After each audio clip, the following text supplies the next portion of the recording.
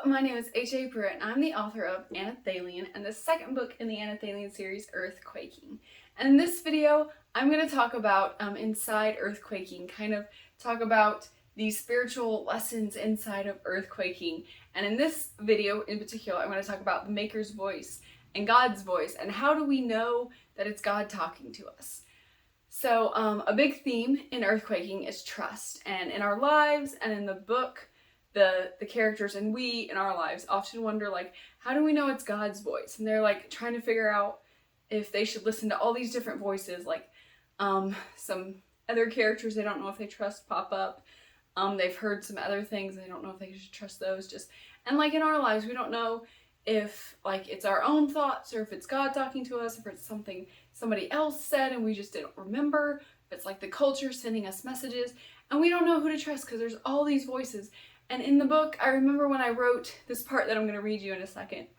I remember when God had me write this part, it was just like such a big epiphany for me of like, that's how we can know. And it's such a simple answer to such a complicated, difficult question. It's such a simple answer. And I was just like, wow, God, that's so simple and so true. How in the world did I not think of that already?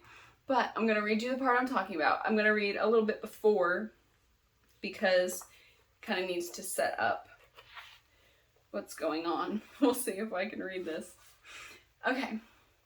The spirits are after us, Tad. And the only way we're going to do this is to trust the Makers. We have to listen to them. He hid her face for a moment, then glared into the forest. I don't know, he vaguely grumbled. Kendall huffed, exasperated by his resistance. We really do. The Makers do talk to us, and we do have to. I get it. He interrupted, but not harshly. In fact, he sounded almost yielding. Crossing his arms and glaring away, he huffed.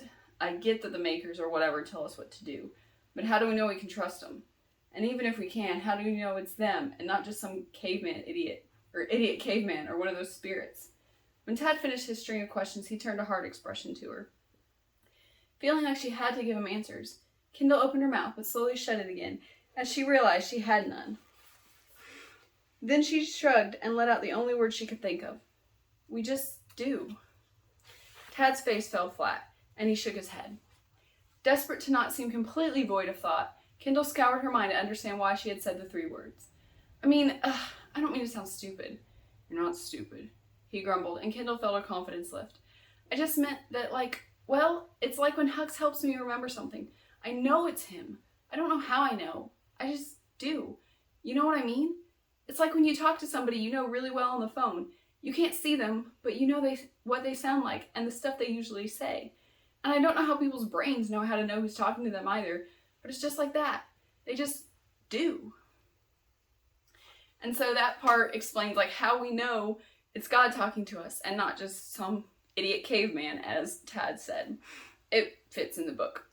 Not just something else.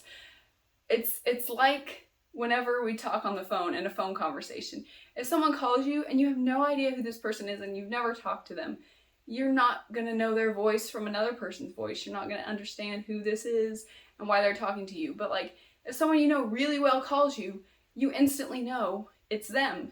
And God's the same way. Like when my husband calls me on the phone, I do have a ringtone for him. I do have his picture pop up. But if I didn't and I answered the phone, I would know it was him instantly. There's a few people I would know if they called me, I would know their voice instantly because I heard them talk a lot and I talk to them a lot and I spend time with them. And it's the same way with God. If you spend time with him, like reading his word and talking to him and praying with him and just hearing what he has to say to you, then whenever you're in a situation where you're not sure what to do and you kind of hear this little voice, you're going to know, oh, that's God's voice. It's not something that I can explain. His voice is going to sound like this tone and this tempo and it's going to sound like this.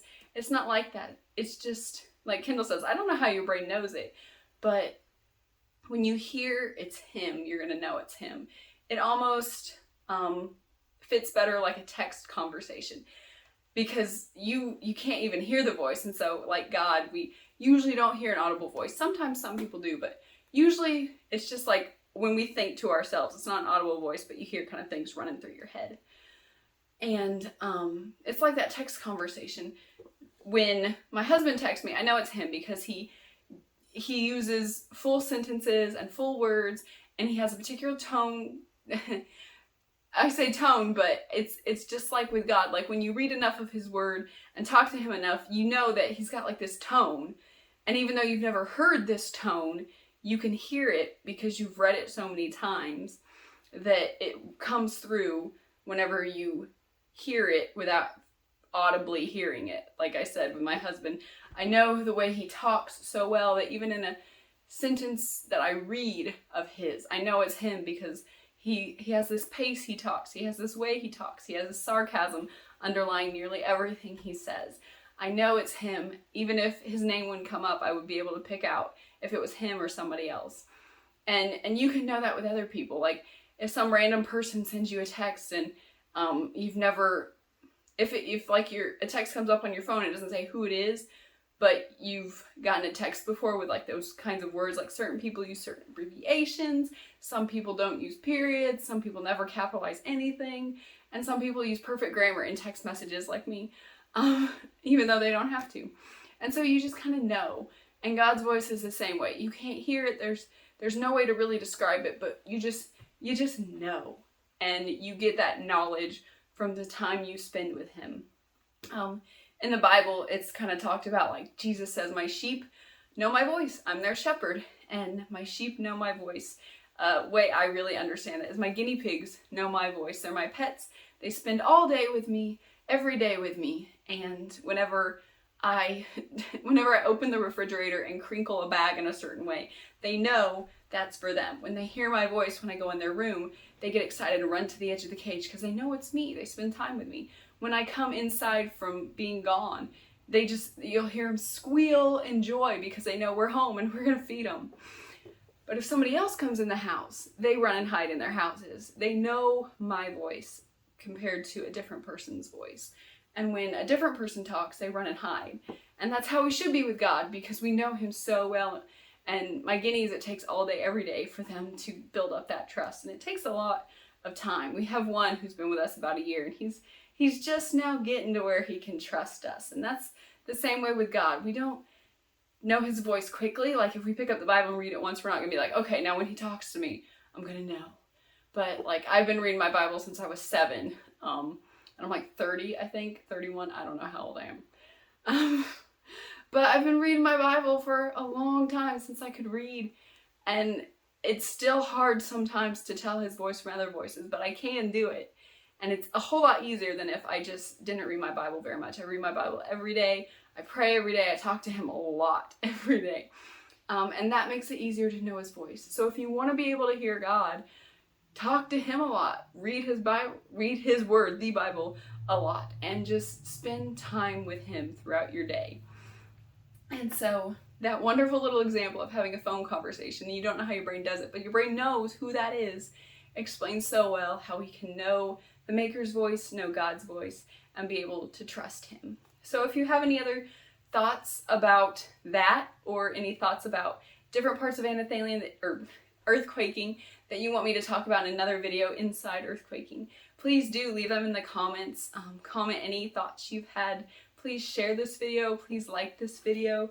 Please subscribe to my YouTube channel. And I think that's everything I want to say to you. So thank you very much for watching.